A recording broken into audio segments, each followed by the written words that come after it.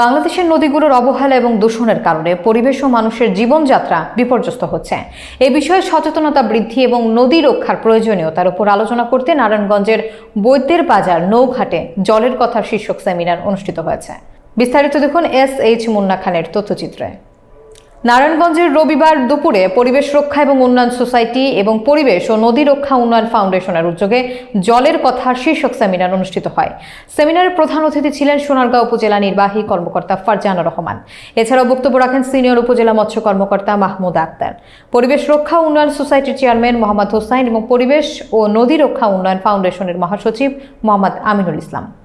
বক্তারা ব্রহ্মপুত্র ও মেঘনা নদীর অবহেলা ও দূষণের ফলে পরিবেশ, নদীজীবী সম্প্রদায় এবং স্থানীয় জনগণের উপর পড়া ভয়াবহ প্রভাব তুলে ধরেন। বিশেষ করে জীবিকার জন্য নদীর উপর নির্ভরশীল জেলে সম্প্রদায়ের নারীদের সংকট নিয়ে আলোচনা করা হয়।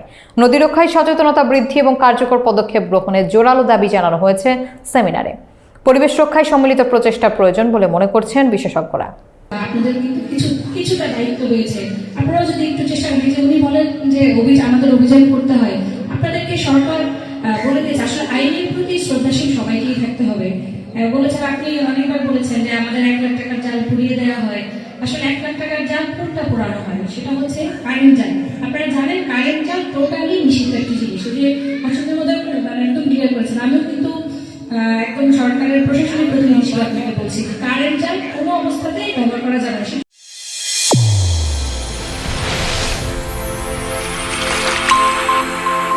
চ্যানেল A1 হৃদয় রেসপন্স।